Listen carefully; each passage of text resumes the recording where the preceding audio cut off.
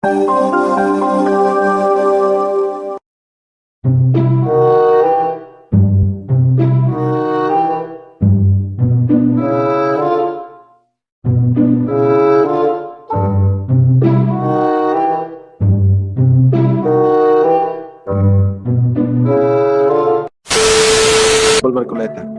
Salamat po, Mr. Chair.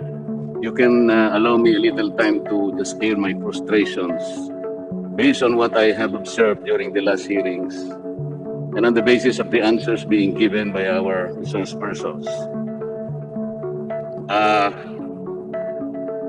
Marami pong paikot-ikot, some convoluted answers, prevarications. Alam po ninyo, kailangan mabilisan na lang ito eh. Mr. Chair, I think the success, even the extent of our hearing here will depend entirely on how they will answer our questions. I'm very frustrated simply because not only confusing answers na paikot-ikot, yung iba pa they are outright lies. For example, itong Attorney Del Rosario, when I was asking him about the 100 million given to the Philippine National Red Cross, sasabihin niya sa akin, at dinig naman ninyo, he was not privy to the negotiations. Para bang hindi niya alam, may hawak akong dokumento that he is one among the 3 members of the panel. Ang kasama niya, Senior Vice President Dr. Shirley Domingo, at saka yung certain Mr. Oscar Cabado, Vice President for Membership, and Attorney Del Rosario. Pagkatapos sasabihin niya sa atin, he was not privy to the negotiation between Philhealth and PNRC. Sino hindi mapoprostrate dito? Para bang hindi niya alam, I have even the pictures na nandun siya. Kausap niya yung aking kumpare, Senator Gordon. Wala akong sinasabing masama tungkol sa PNRC. I'm only establishing the facts na nandun siya. Pero sasabihin niya sa atin, sa mukha natin, na magsisinungaling siyang gano'n. Si Dr. Pargas naman, ikaw naman, tinanong ko lang kung magkano yung aking contributions. O after 2 days, kung hindi pa kita tinext, hindi mo ibibigay sa akin. How can you do this? Yung Manila doctors, nangako ka sa akin. Hanggang ngayon, nandito. Are we getting the right answers from you? Yung isa naman, tinanong kita tungkol sa expanded withholding tax. I cannot remember kung sino na dito. I guess kayo po na nandyan sa... You were telling us pure lies. Ang sabi mo, yung mga health care institutions are the ones paying the expanded withholding tax. Di ba? You were collecting 2% expanded withholding tax. Hindi totoo yan eh. It was Philhealth itself, because Philhealth is the only withholding agent for the BIR. Hindi yung healthcare institutions. Okay? Magkano ang binayad ng Philhealth? Sinabi na rin ang pagtatanong ni Congressman Barbers, 156.7 million. Kayo ang nagbayad. Pagkatapos, magsisinungaling kayo. Ano makukuha namin na mabuting sagot kung ganito ang gagawin ninyo? Ang sabi ni Dr. Atty. Del Rosario, isa lang ang departamento. Parang hindi niya alam, may dokumento ako, 4 ang departamento niya. May I start with you, Atty. Del Rosario, nandiyan ka ba? Yes, Mr. Chair. Can I comment on some points raised by the honorable? You have no right. Tinatanong ko lang kung nandiyan ka pa. Thank you, sir. Nandito po, Mr. Chairman. Paikot eh. And I warn you, kung ano lang tinatanong ko, yun ang sagutin mo. Huwag kang magpapaikot dito. I think, Mr. Chair, we should already advise them that right now, we're working on a complaint for plunder, malversation, and charges of administrative offenses and so many things. And the final form of this complaint will depend not entirely on the kind of answers that you will give us. Attorney Del Rosario, hindi ba ikaw ang regional vice president ng Region 1? nung Yes, sir. 220 cases against hospitals and doctors were forwarded to your office? Yes or no? Yes, sir. I was once Yes the or regional no? vice president. Yes, I was once regional vice president of Philhealth, Region 1. In 2019, nung hindi na ikaw ang senior vice president, teka muna, you were asked to file 220 cases. Ilan ang pinail mo? I'm sorry, Mr. President. The ones filing the cases. I am asking you, out of the 220 cases endorsed to your office, how many cases did you file? The regional vice president is not the one filing cases, Mr. President. It's the legal office of the region that files the. Attorney Del Rosario, I'm warning you, I have documents with me. Huwag mo akong paikutin. I don't care if you're the best lawyer in this country. Pero sa ngayon, sagutin mo lang ang tinatanong ko sa'yo. Because in 2019, nung hindi na ikaw ang senior vice president, ito ang lumitaw. Only 3 cases were filed versus St. Catherine Hospital. Totoo hindi. I don't have the data. As I've told you, Mr. President, the one filing the cases then What do was you know? Palaging paikot-ikot eh. Ikaw ang binigyan ng SPA. Do you want me to show the document that you were given an SPA by then interim President and CEO de la Serna to file appropriate criminal, civil, and administrative cases, for example, against several culprits. This is dated November 2, 2017. Hindi mo aaminin ito? Mr. President, Mr. Chair, that particular.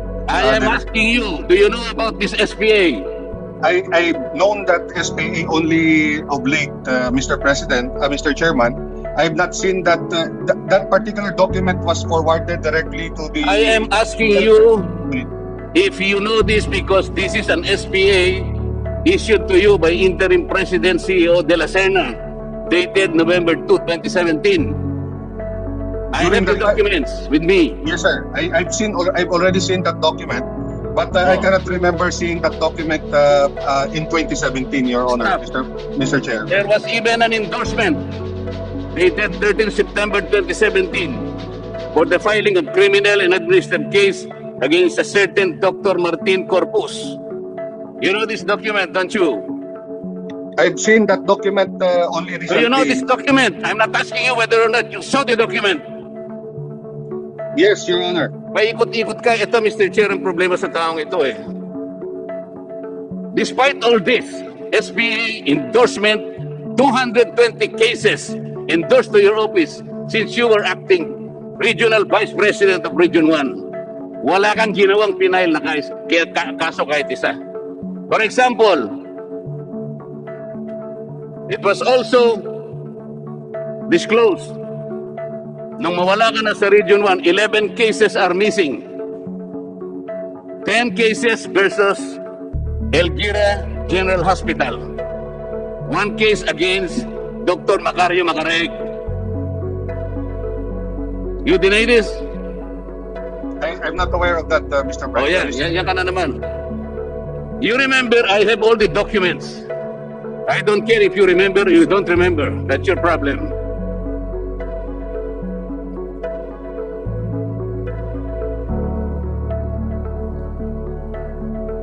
Meron kang pinirma.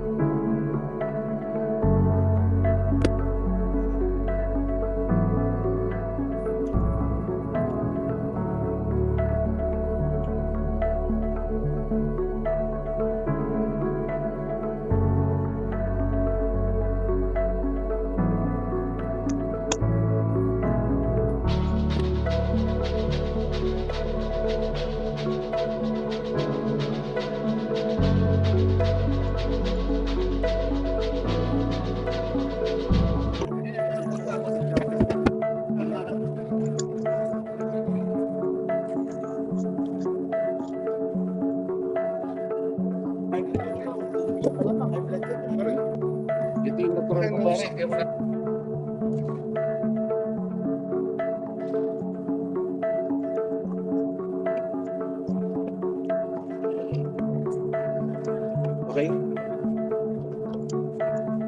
Session resume. Oh, para hindi ka naman baka mamaya magmalingger ka na naman, ano?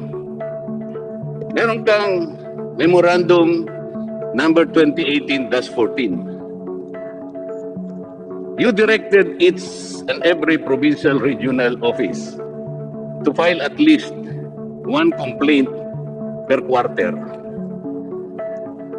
Itong memong ito'y ginawa mo, Attorney Del Rosario, after certain operational audits, fact-finding investigations, nakalagay sa memo mo that there are certain facilities and professionals that are acting against the interest of the Philhealth Fund. Kaya ang ginawa mo, gumawa ka ng memorandum, you ask all the regional offices to determine and ascertain those people, those culprits, identify all them. Parang ang ganda, no? To protect the interest of the Philhealth Fund.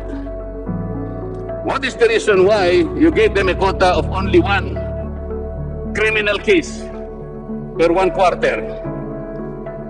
What is the logic on making or putting a quota or any limitation?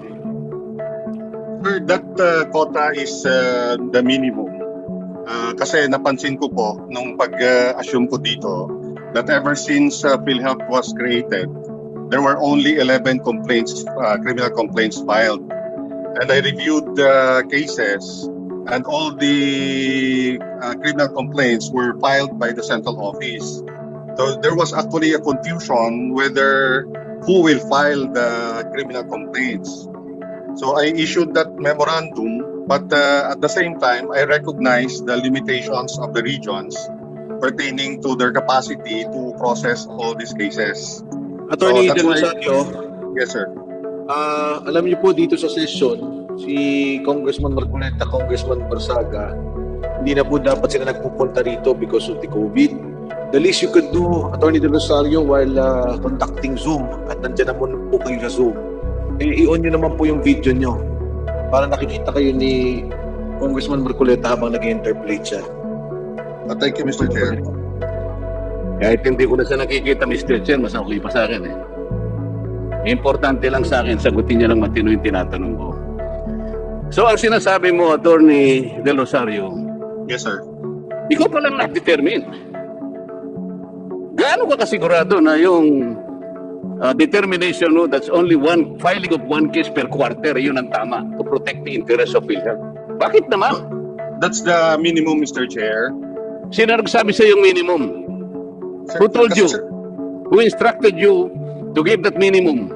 Why not 5? Why not 10? Kasi yung ano ko kasi, sir, during that time, wala pong No. napapahal. Sinong nagsabi sa'yo? Who gave you the guideline na kinakailangan isang kaso lang per quarter? Can you imagine? One filing of case for 3 months?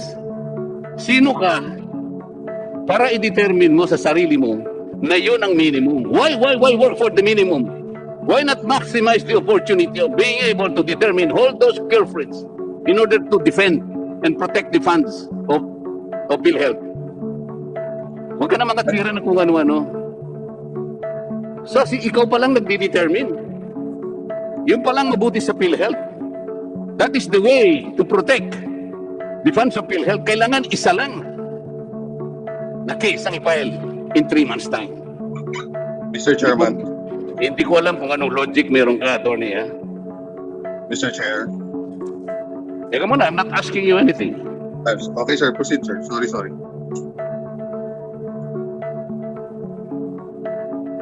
Doon sa PhilHealth Circular, dito makikita natin, Mr. Chair, siyang nagdi-determine.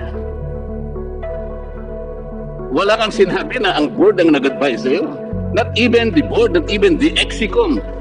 Only one person, Mr. Chair, has the power to determine kung sino at ilan ang ipapile na case.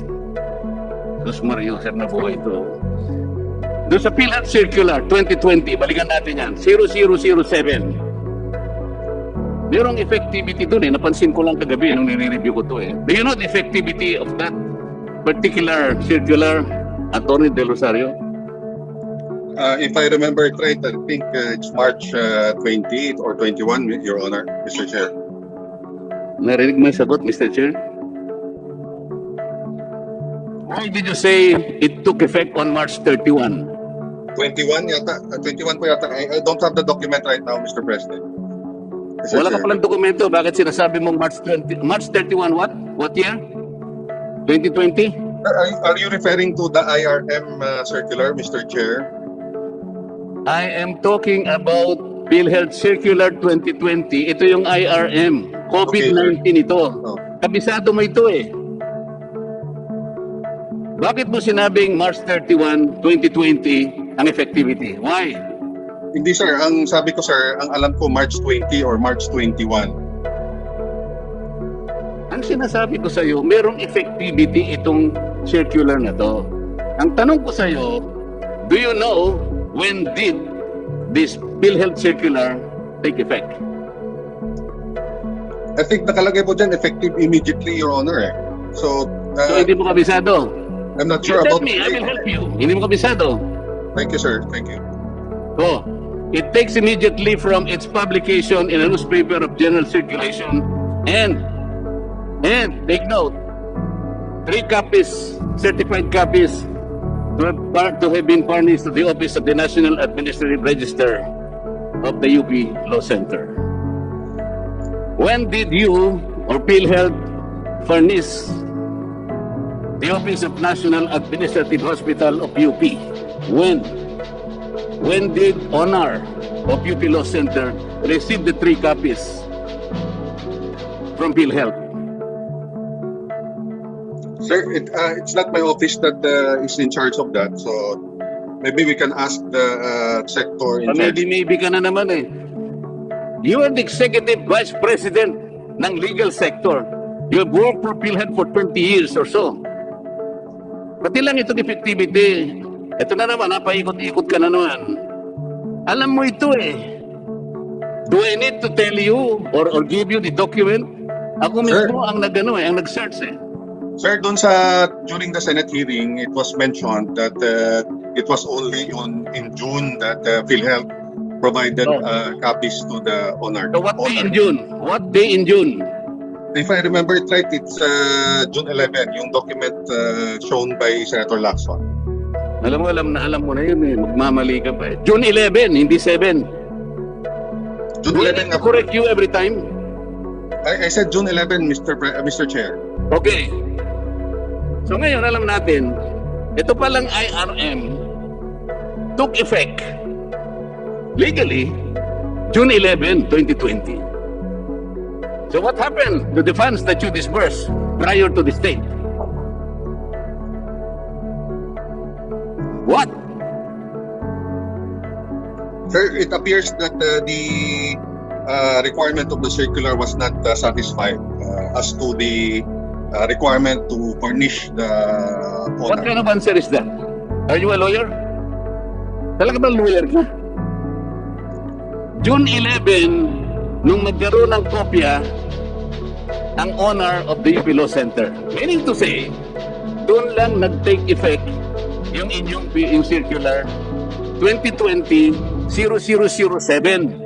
Alright? Ang tinatanong ko sa iyo, what happened to the funds disbursed prior to this date? Let's say March, April, May, and June 10. What happened to those funds?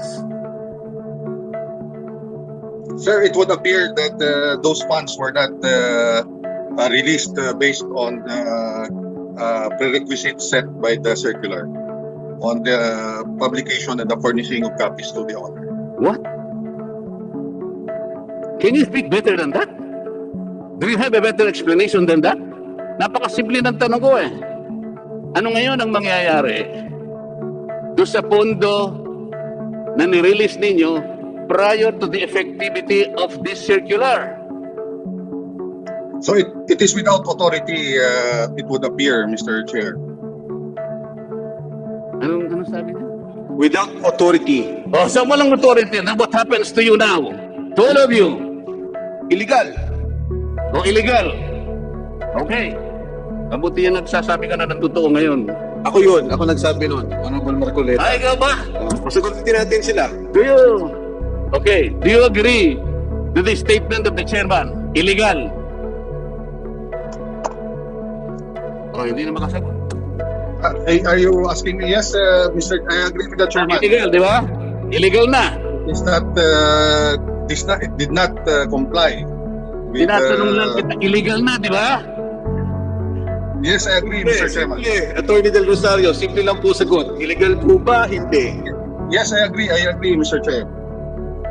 Ano sabi, Mr. Chair? Sabi niya, yes, I admit I am with this certain. Is that correct? I agree with the chairman that it's illegal. Yes. Was that properly recorded, Mr. Chair? Yes, Honorable Marcoleta. It was on record. Thank you. Attorney Del Rosario, bilang isang napakahusay na abogado, ikaw ba naniniwala na ang COVID-19, alam mo siguro yung COVID-19, hindi ba? Alam mo ba yung COVID-19, Attorney Del Rosario? Yes, Mr. Chair. Okay. Kailangan makasiguro tayo, Mr. Chair. Masyadong madulas ito eh.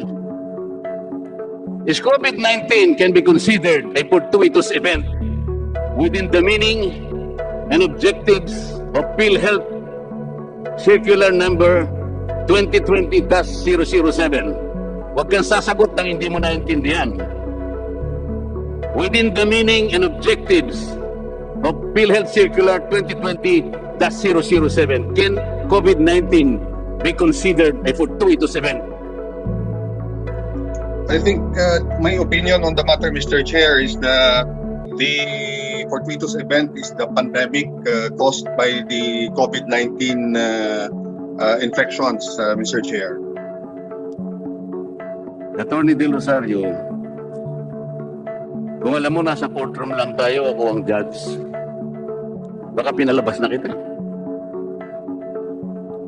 Tinatanong lamang kita eh, kung within the meaning and objectives of your own circular, kung makukonsider mo bilang isang mahusay na abogado na fortuitous event ito, you can refer to your circular kung gusto mo.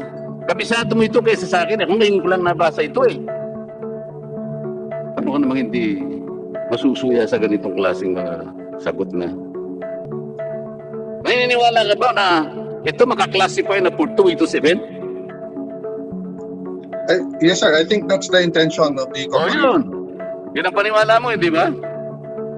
So, nakalimutan mo, second paragraph ng rational ng Philhealth Circular, sinasabi ang ganito.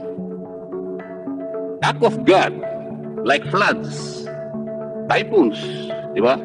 Wars, gera, to effect displacement of communities in several endangered areas. So dito makikita, yung fortuitous event has the capacity to displace a community. Merong physical ito eh. Merong physical attribute ito, displacement of communities.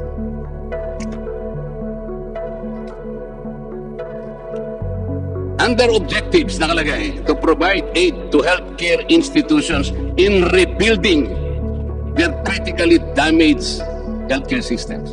Physical ang pinag-uusapan dito eh. Pagkatapos, hiningan ka pa ng description or photo of the effects of fortuitous event. Nakikita mo ba yung COVID-19? Attorney Del Rosario? Do you see the enemy? No, sir. Only the effects. May kinakailangan ng photo rito eh. Paano mo lilitratuan si COVID-19? Hindi mo nga nakikita eh. Pagkatapos, nandun pa, explicitly mention if majority of the claims under the HCI's custody were totally destroyed.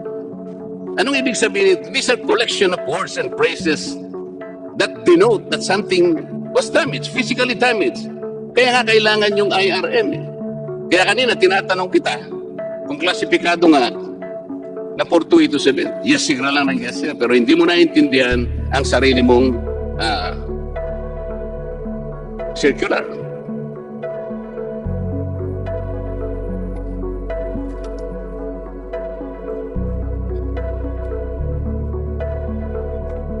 Bakit nagsinungaling ka sa akin nung sabihin mo na you are not privy to the negotiation between PNRC and Philhealth? Thank you, Mr. Chair. The negotiation na pumunta po kami doon, kausap namin si Senator Gordon, it does not pertain to the amount of the mobilization fund. Ang pinag-usapan po namin dito doon, Mr. Chair, ay yung proseso kung paano makatulong yung Philhealth doon sa pagpapabilis ng pag-submit ng documents ng Red Cross for liquidation. Hindi po yung usapan po doon tungkol sa amount ng mobilization fund.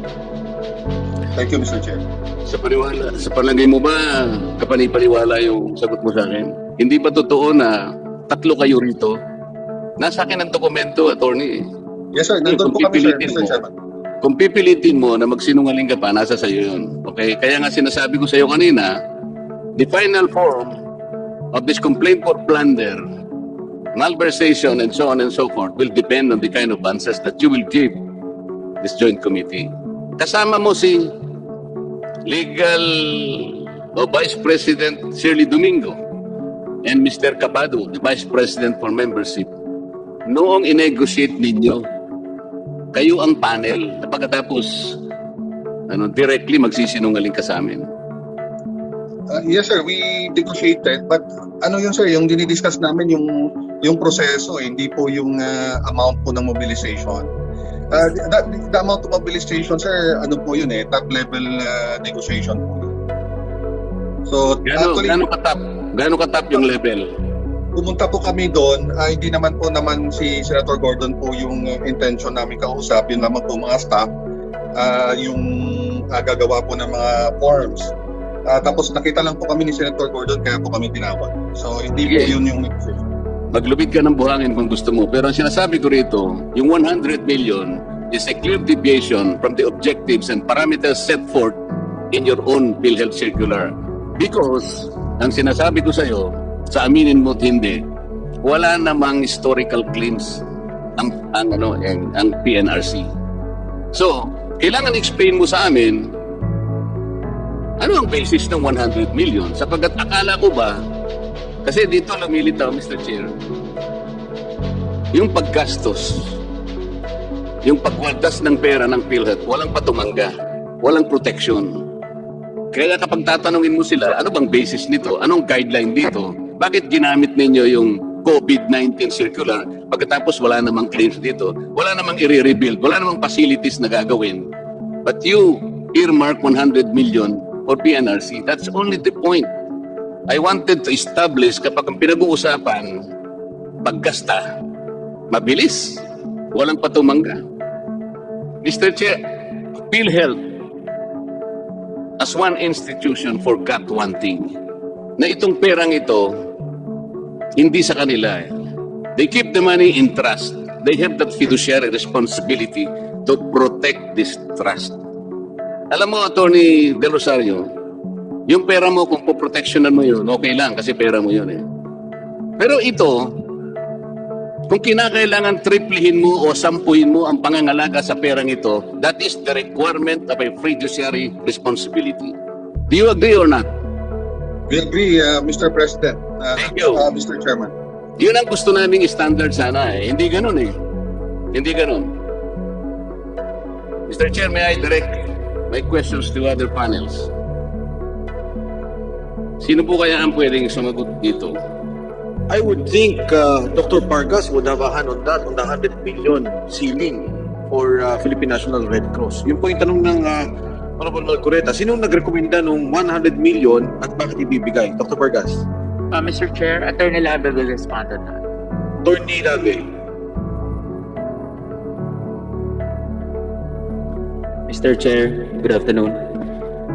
I'm not privy to the 100 million, but I understand how they funded this project, Mr. Chair, because the expanded targeting testing was computed at 2% of the 13 million population in NCR at the time, Mr. Chair, and it's about, I think, 900 million. But as regards to the advance payment of the 100 million, I was not part of I'm not privy to that, Mr. Chair. Mr. Chair, yung word for the day ngayon is, or the phrase, I'm not privy. Nagbayad ba ng expanded withholding tax? Pinawas nyo ba yun? Nung ibigay nyo yung 100 million sa PNRC? Oh, you're not privy. Okay. Attorney Dr. Vargas, on August 5, 2011, Philhealth issued circular number 011-2011 to implement a case-based payment. Ito yung ACR, case rate, for 23 selected cases and surgical procedures. Is that correct?